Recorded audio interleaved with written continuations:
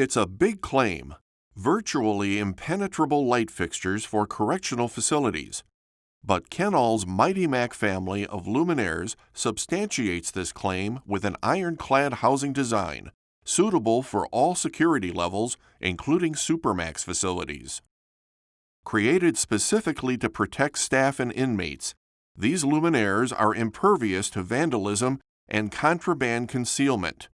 The heavy-duty housings are manufactured from a single piece of steel, virtually preventing entry once the light fixtures are installed.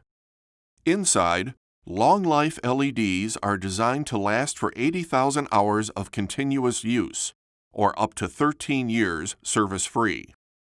Lenses are made of the toughest materials available and kept in place with a special bracket system fastened to the housing with through studs.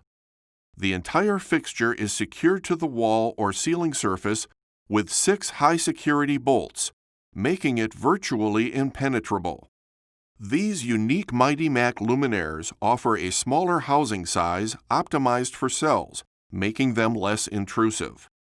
Learn more about Kenall's family of MightyMac virtually impenetrable luminaires for correctional applications by contacting your local lighting agent or visit Kenall.com. Kenall, leading the way in correctional lighting innovation.